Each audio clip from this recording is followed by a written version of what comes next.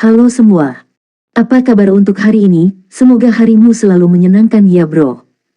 Selamat datang di channel YouTube saya. Tolong dibantu subscribe, like dan share ya, supaya saya terus semangat bikin kontennya. Wakakakak. Solen 3 chapter 341. Chapter 341 Perdebatan. Tang Wulin tersenyum pahit. Hitung aku, saya memiliki terlalu banyak hal untuk dilakukan dan tidak ada sedetik pun yang tersisa. Aku telah melewatkan banyak kelas. Lebih dari sebelumnya, Tang Wulin merasa terdesak waktu. Dia harus mengikuti pelajaran intens di Akademi Shrek, dan sekarang dia memiliki 3 cincin jiwa, ada 2 guru pandai besi menunggu untuk membimbingnya. Dia akan terkutuk jika dia membiarkan sedetik pun sia-sia. Baik-baik saja maka, Su Xiaoyan terkikik. Jiwa seperti apa yang menurut kalian harus saya dapatkan kali ini?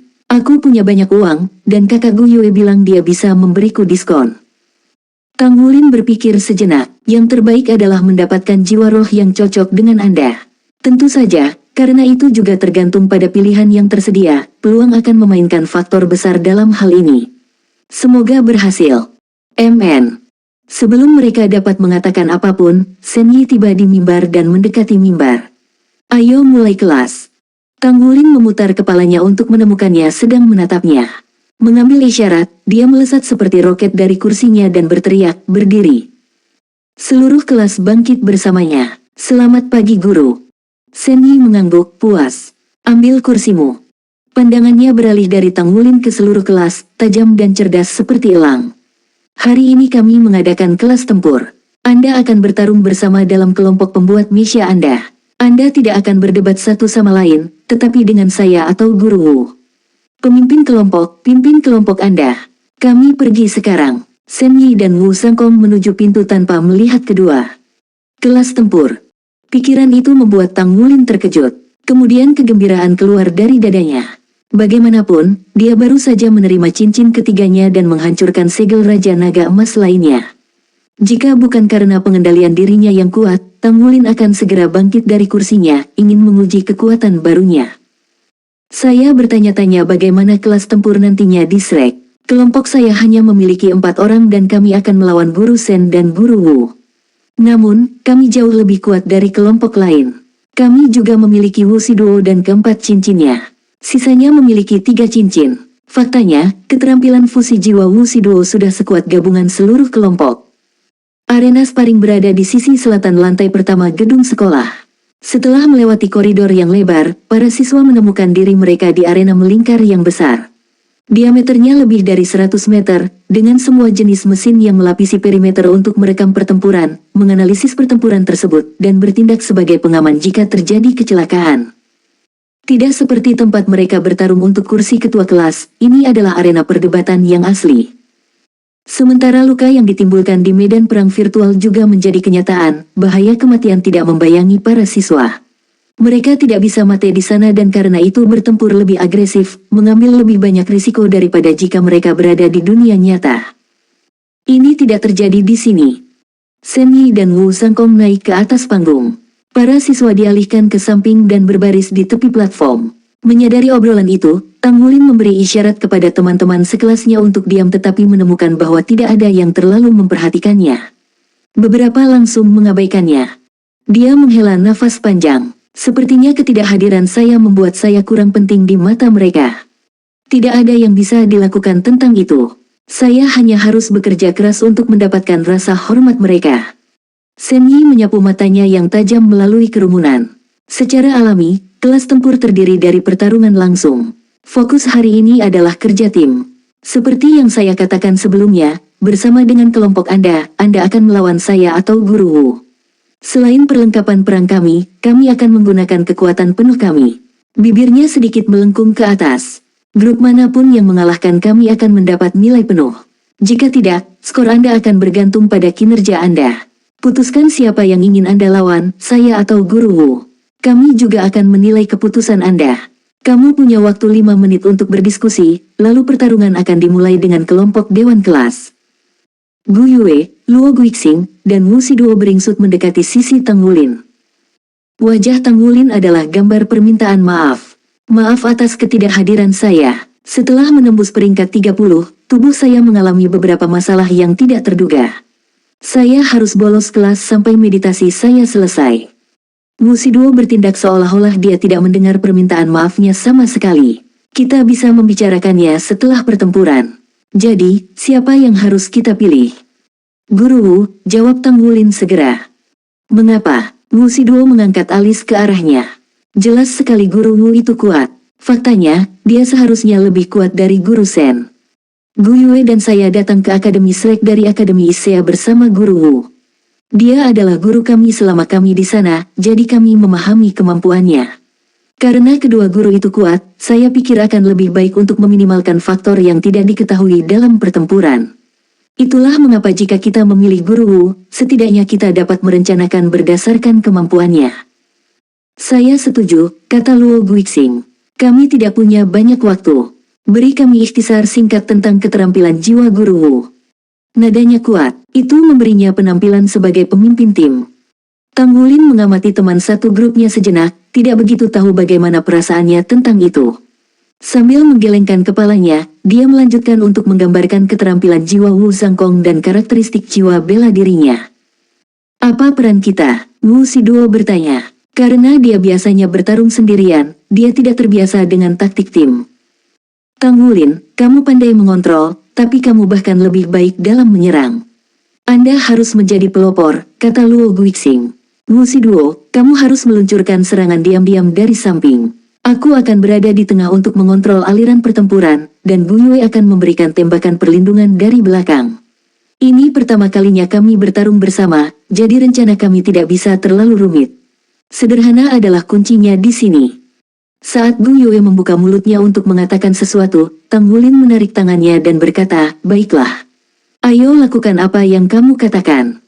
Luo Guixing tersenyum. 5 menit mereka telah berakhir. Mereka berempat naik ke atas panggung.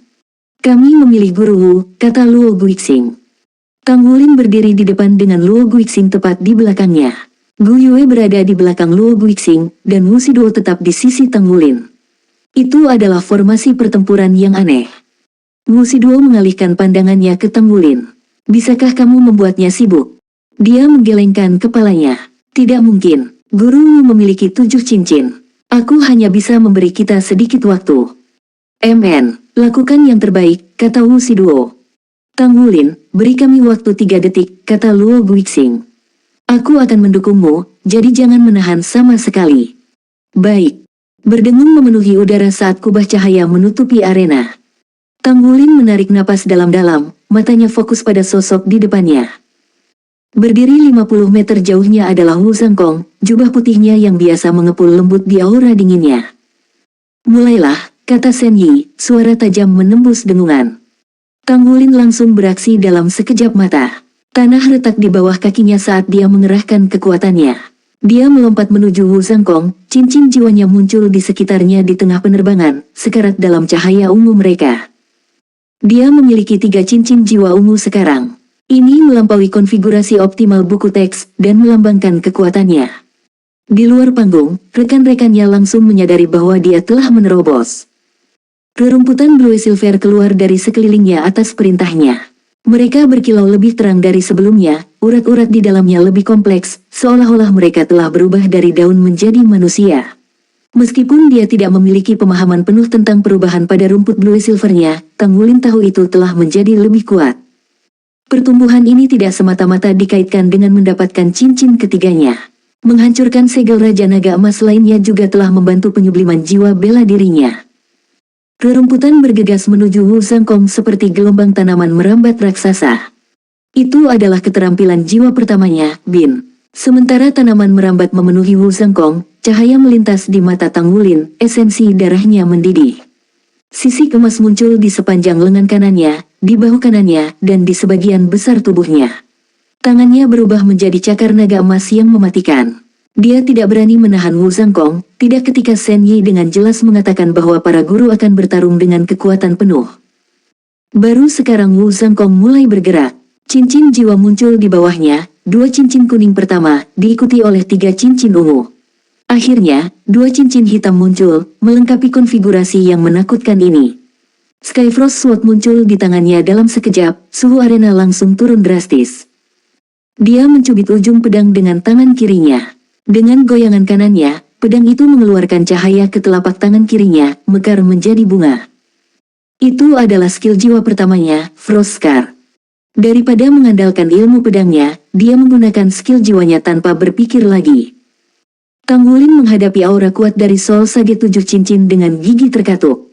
Tidak sekalipun rumput blue silvernya rileks dalam serangannya terhadap Wu Zhangkong, meskipun sebagian telah terpisah dari yang lain dan kembali kepadanya. Itu berputar di depannya untuk membentuk perisai.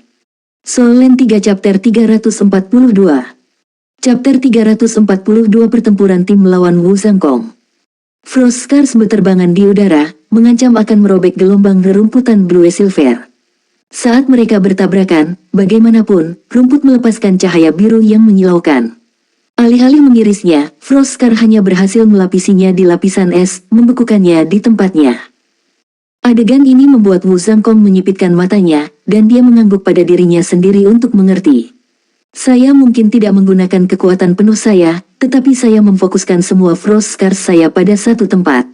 Rumput Blue Silver Wulin benar-benar tumbuh lebih kuat. Setidaknya 2 kali lebih kuat dari sebelumnya.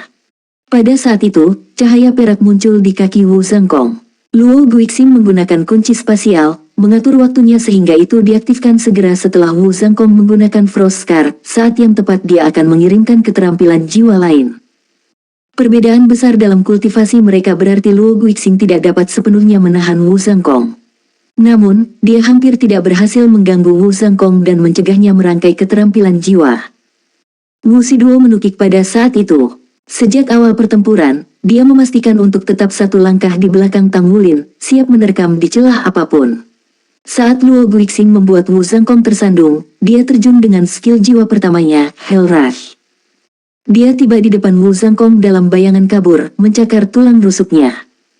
Meskipun ini pertama kalinya mereka bertarung bersama, keempatnya selaras dengan sempurna. Jubah putih Wu Zhangkong berkibar saat dia memutar tubuhnya untuk memenuhi serangan cakar. Pedangnya memblokirnya dengan dering logam yang bergema, pertahanannya yang sempurna memukau Wu Shiduo. Dia tampak seperti tersambar petir. Sebelum Wu Zhangkong bisa menghukumnya karena kesalahannya, Luo Guixing memindahkannya. Tang Wulin memanfaatkan serangan Wu Shiduo untuk memperpendek jarak antara dirinya dan Wu Zhangkong. Sekarang di depan Wu Zhangkong, dia menebas dengan cakar naganya, merobek udara dengan desisan yang terdengar. 5 lampu emas gelap melesat dari cakarnya. Topeng es Wu Zhangkong akhirnya retak, menunjukkan sedikit keheranan. Pedangnya terangkat untuk menghadapi serangan ini dengan sinar pedang putihnya sendiri. Sinar ini jauh lebih besar dari Frost Scar sebelumnya, tetapi jauh lebih sederhana dalam konstruksi, hanya menyerupai bilah yang panjang. Namun, Tang Wulin melihat penampilannya yang polos. Pada kenyataannya, itu adalah serangan yang terdiri dari ribuan Frost Scars yang menyatu. Meskipun itu adalah keterampilan jiwa pertama Wu Zhangkong, penggunaan mahirnya mengubahnya menjadi binatang buas yang harus diperhitungkan. Sinar pedang putih dan cahaya keemasan bertabrakan dalam ledakan partikel. Tang Wulin keluar dari pertukaran yang ditutupi lapisan es, tetapi Wu Zhangkong juga telah dipaksa kembali. Dia memblokirnya. Tang Wulin melepaskan raungan primitif dan 3 cincin jiwa umumnya memudar. Cincin jiwa emas bercahaya muncul di tempat mereka. Esensi darah menggelegak di dalam dirinya, dengan liar mengalir melalui tubuhnya saat dia mengaktifkan tubuh naga emas. Cahaya emas merayap keluar dan melingkari tubuh Tang Wulin. Raungan naga menggelegar di seluruh stadion, dan seluruh tubuh Tang Wulin berubah warna keemasan. Lengan kanannya meledak, memperlihatkan lengan kanan bersisik emasnya yang meledak dengan kekuatan. Setiap sisik tegak, dan cakarnya sepertinya tumbuh sedikit lebih besar. Kekuatan esensi darahnya yang melonjak langsung menghilangkan embun beku di tubuhnya. Dia menebas dengan cakarnya sekali lagi, mengiringkan 5 balok emas tua yang masing-masing panjangnya lebih dari 2 meter. Saat mereka muncul, ruang antara Tang Wulin dan Wu Zhangkong tampak terdistorsi, raungan naga menjadi lebih keras dari sebelumnya.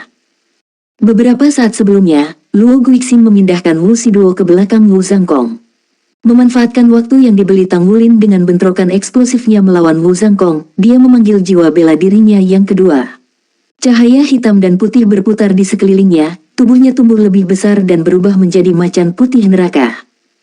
Lawan mereka adalah Soul Sage 7 cincin dan seorang guru di Akademi Shrek.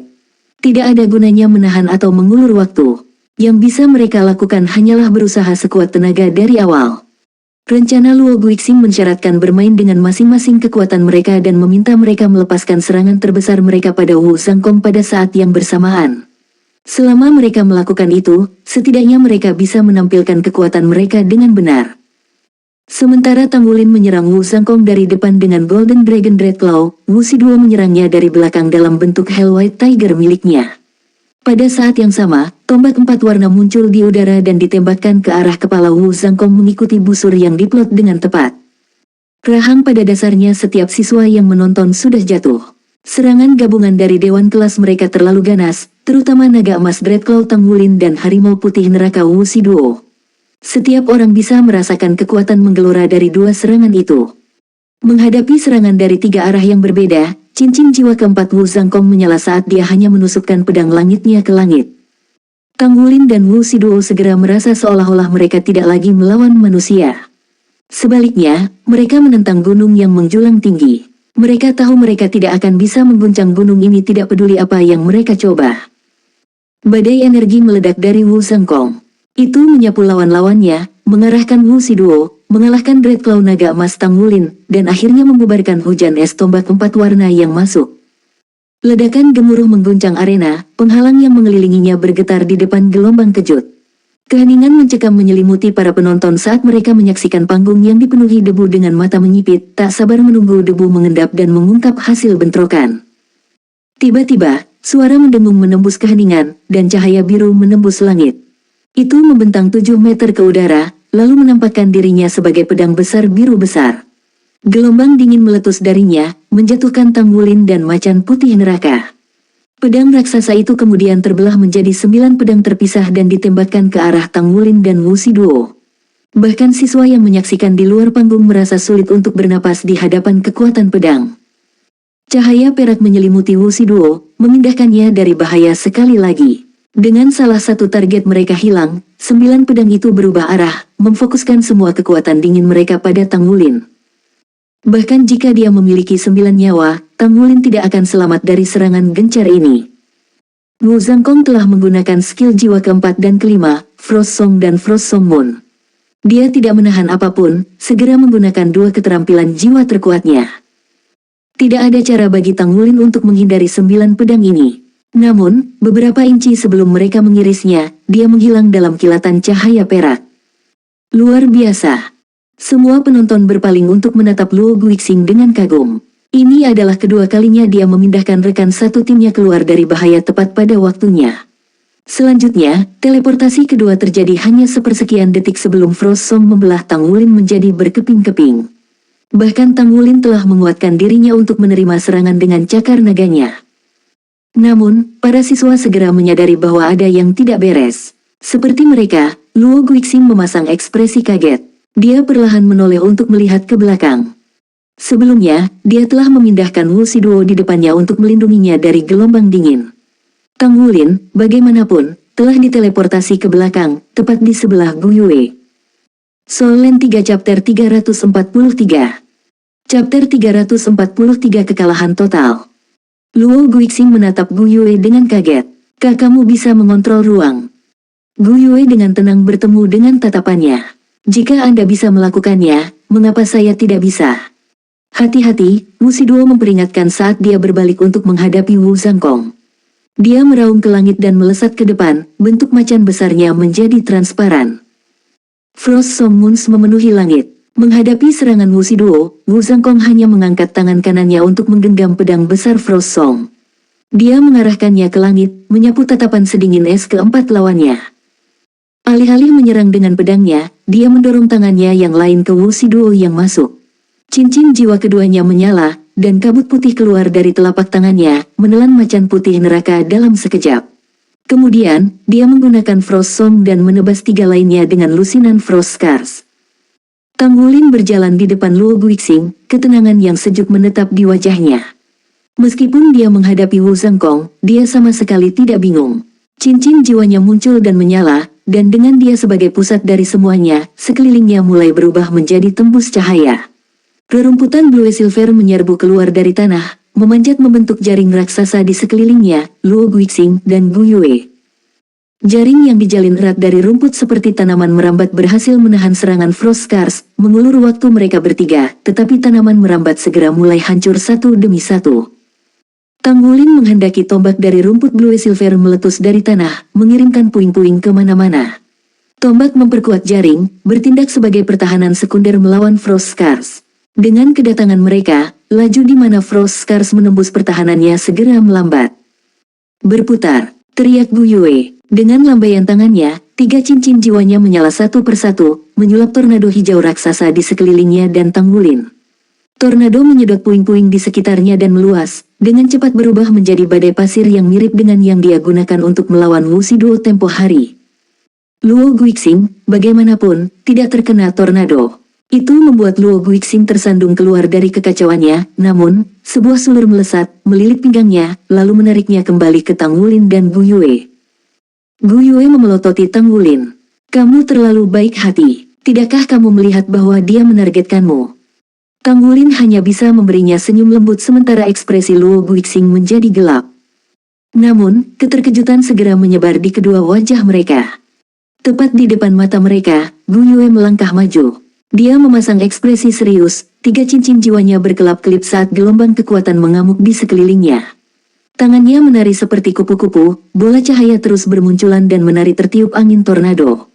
Tornado dimulai dengan rona hijau, tapi Gu Yue menambahkan es ke dalamnya saat itu tumbuh lebih besar, bercampur dengan tanah yang lepas untuk memberikan semburat biru. Dengan tambahan es, ketiganya bisa dengan jelas merasakan tekanan dingin dari pedang langit Wu Sangkong berkurang. Luo Guixing menatap kosong ke pemandangan di depannya.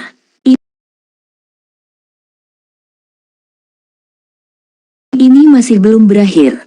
Tangan Gu Yue sekarang menjadi warna perak saat dia menembakkan cahaya perak ke tornado, memberikan sedikit kegelapan. Luo Guixing kehilangan kata-kata. Dia bisa mengontrol 4 elemen. Bagaimana ini bisa terjadi? Gu Yue memegang api, bumi, es, dan luar angkasa. Tapi itu belum semuanya. Dia bahkan bisa menggabungkannya. Menggabungkan 2 elemen menciptakan tornado di puncak level 3 cincin. 3 elemen memungkinkannya mencapai tingkat 4 cincin. Memadukan 4 elemen memungkinkannya menyaingi kekuatan harimau putih neraka Wu Shiduo. Namun, ini bukanlah akhir dari tornado berelemen 4. Pada titik ini, semburat abu-abu mencemari warna hijau asli tornado tersebut. Itu melolong dengan keheningan yang mematikan. Frost Scar terbang ke tornado tapi langsung digiling menjadi bubuk. Yang lain terbang segera setelah itu, tetapi hasilnya persis sama. Shen Yi telah mematikan layar untuk pertempuran terakhir. Ada beberapa hal yang dia tidak bisa biarkan semua orang melihatnya. Ini berarti Luo Guixing belum melihat pertarungan terakhir Gu Yue melawan Wu Shiduo selama kompetisi untuk posisi ketua kelas, jadi dia sama sekali tidak menyadari betapa kuatnya dia. Itu juga bukan hal yang akan disebutkan Wu Shiduo.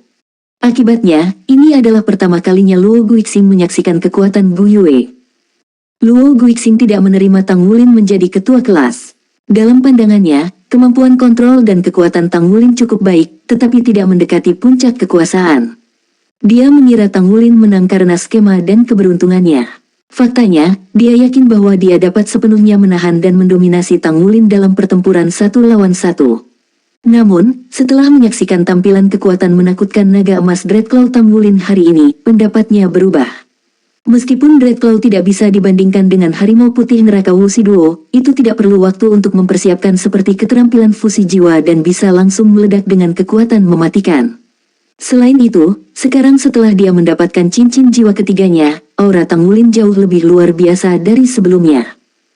Namun, tidak ada yang bisa menandingi tornado elemen 4 Gu Yue. Fakta bahwa dia bisa menggunakan 4 elemen untuk membuat serangan fusi di tengah pertempuran membuktikan bahwa dia memiliki kekuatan spiritual paling tidak di alam roh laut. Bahkan sebagai seorang serdadu, Luo Guixing merasa kurang di hadapannya. Jadi dia orang terkuat di kelas kami. Tapi, dia menyerahkan posisi ketua kelas ke Tang Wulin. Apakah itu berarti masih ada sesuatu yang lebih padanya?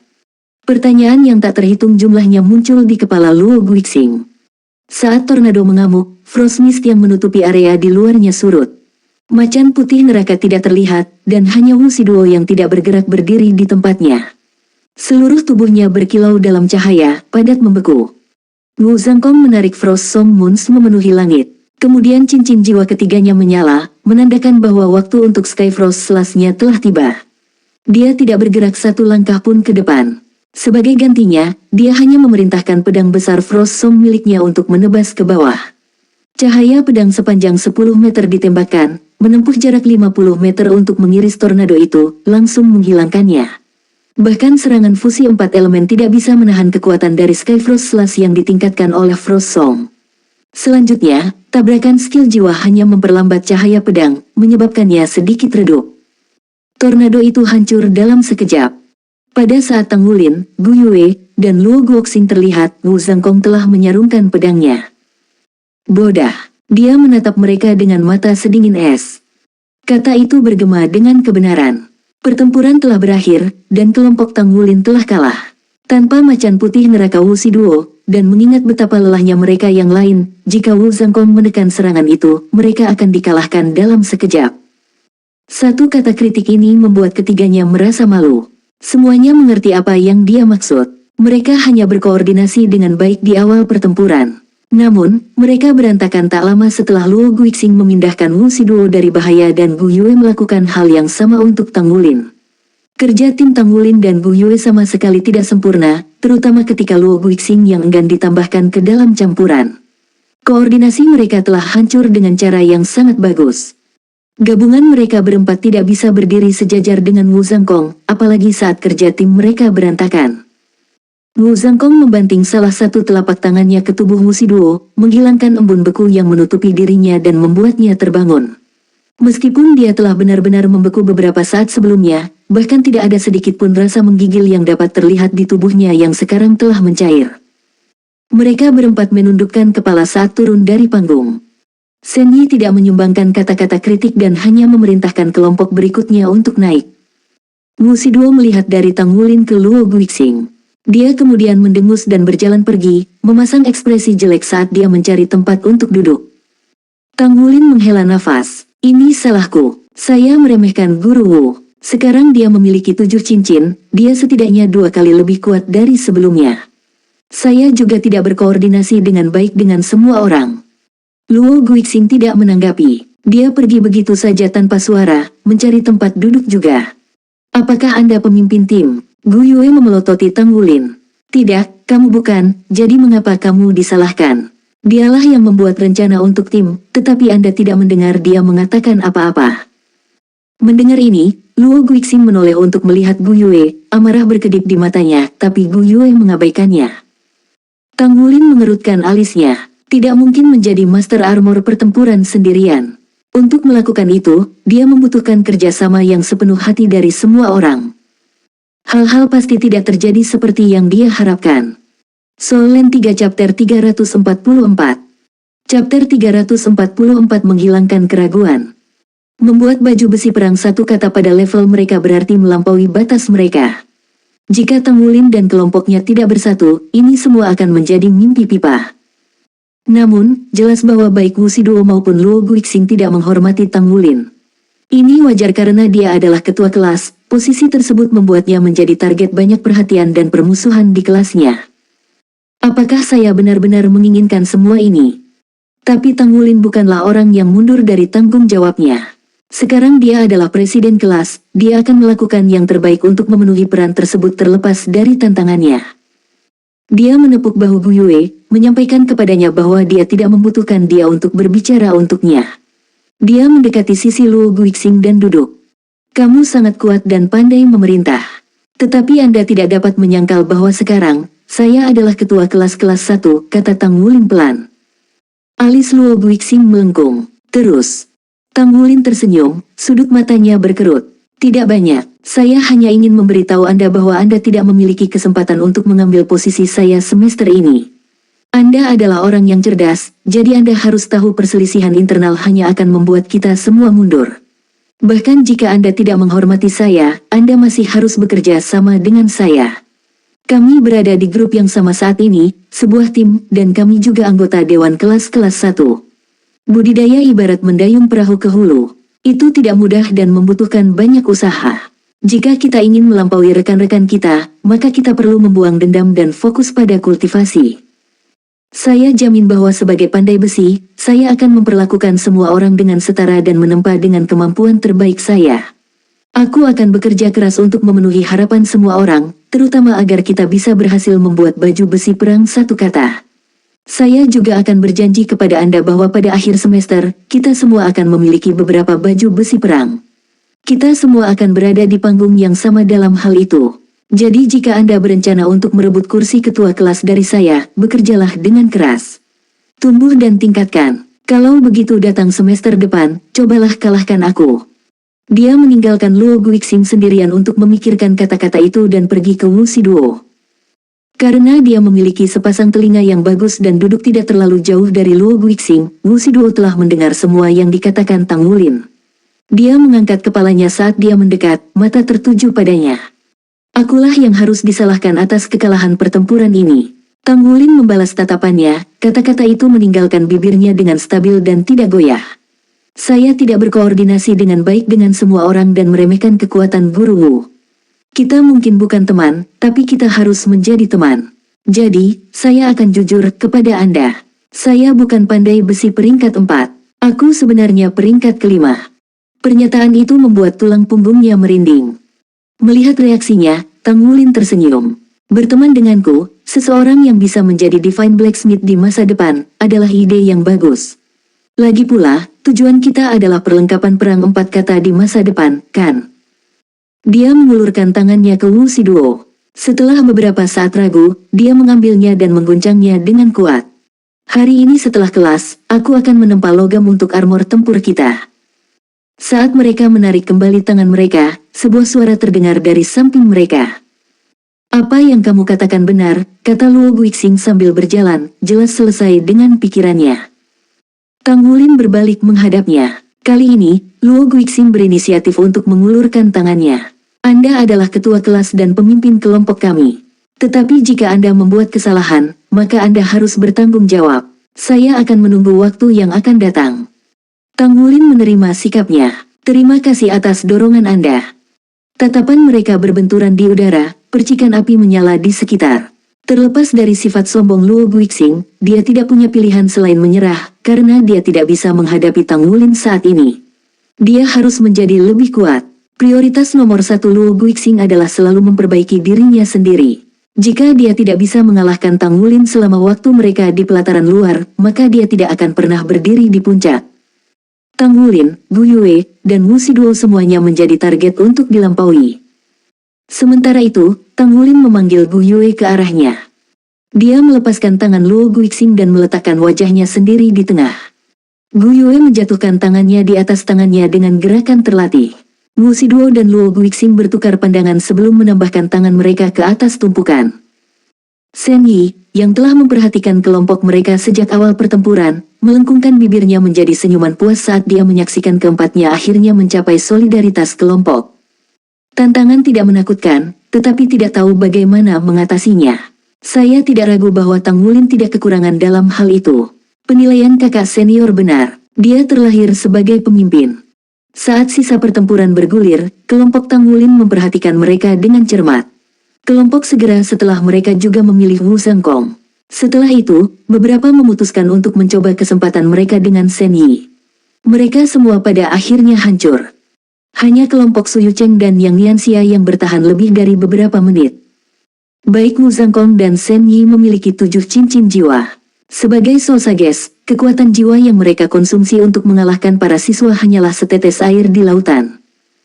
Setelah latihan dalam pertarungan kelompok ini, para siswa menyadari kekuatan kedua guru. Mereka semua tidak berdaya sebelum keduanya. Setelah kelas pertempuran, semua orang mendapatkan berbagai keuntungan dan kerugian dari pertempuran, tetapi baik Shen Yi maupun Wu Zhangkong tidak melangkah maju untuk berkomentar. Mereka hanya mengakhiri kelas untuk hari itu. Ini adalah gaya mengajar Akademi Shrek. Siswa dibiarkan merenungkan dan memahami sendiri tanpa petunjuk berlebihan dari orang lain. Apakah siswa dapat mengidentifikasi masalah dan menemukan solusi terserah mereka? Hanya mereka yang bisa berjalan di jalan ini sampai akhir yang disebut jenius sejati. Ayo kita makan siang sebelum kita membahas pembuatan armor perang. Tang Wulin telah menangkap Luo Guixing, Wu Shiduo, dan Gu Yue segera setelah kelas berakhir. Bersama-sama, Mereka berempat menuju ruang makan. Perut Tangulin yang tak berdasar mengejutkan kedua sahabat baru mereka. Pada saat dia selesai makan, Wu Siduo sedang menatap tumpukan piring, wajah pucat dan tegang. Bagaimana kamu bisa makan sebanyak ini? Siapa yang membesarkanmu seperti ini? Itu bukan urusanmu, kata Gu Yue. Duduk di samping, Luo Guixing mengalihkan pandangannya ke Tangulin lalu ke Gu Yue. Dan dia mendapatkan fotonya. Pada saat yang sama, Wu Siduo memelototi Gu Yue, cukup dingin untuk membeku. Tepat ketika dia akan berbicara, Tangulin menyela. Ayo pergi, kami perlu menyewa kamar. Ada banyak bengkel di Asosiasi Pandai Besi, jadi mari kita sewa satu di sana dan gunakan sebagai markas kita. Membuat armor pertempuran jelas merupakan prioritas utama mereka saat ini, dan keempatnya pergi ke Asosiasi Pandai Besi. Tangulin menemukan Feng Wuyu ketika mereka sampai di sana, dengan cepat membahas tujuan kunjungan mereka. MN, baik, aku akan memberimu kamar anak-anak. Anda anak-anak akan dikenakan biaya 1000 poin kontribusi setiap bulan, kata Feng Wuyu sambil tersenyum. Terima kasih guru. Tangulin pergi dengan teman-temannya, tetapi Feng Wuyu tiba-tiba meraih lengannya. Tunggu, saya akan memberi Anda 2 jam. Setelah itu, temui aku. Kami akan pergi menempah. Anda tidak punya waktu untuk disia-siakan, kan? Baiklah, 2 jam sudah cukup. Tangulin tersenyum kecut. Dia takut cahaya gila berkilauan di mata Feng Wuyu. Gurunya ini tidak dapat diprediksi hingga ekstrim. Namun, dia tidak bisa membantu tetapi ingin tahu tentang apa yang akan diajarkan Feng Wuyu kepadanya sekarang karena dia mampu mencoba pemurnian roh lagi. 2 jam lebih dari cukup waktu untuk melakukan ribuan pemurnian logam. Meskipun Tangulin sudah memiliki persediaan perak berat dan perak ajaib, Wu Siduo dan Luo Guixing baru saja memilih logam mereka di Asosiasi Pandai Besi. Wu Siduo adalah besi Stygian, logam atribut kegelapan langka dengan aura kesuraman yang mengerikan. Sifatnya aneh dan hanya sedikit yang bisa menggunakannya dengan benar. Hasilnya, itu cukup murah. Luo Guixing memilih tembaga 1000 momen, logam atribut ruang angkasa. Itu sempurna untuknya, dan tidak terlalu mahal untuk logam kelas menengah. Tangulin hampir tidak bisa menyembunyikan persetujuannya atas pilihan mereka. Tidak ada yang melebih-lebihkan kemampuan mereka dan memilih logam kelas atas melebihi apa yang bisa mereka gunakan. Melakukan hal itu akan sangat menghambat proses pembuatan baju besi perang, tidak peduli seberapa baik dia bisa menempa logam.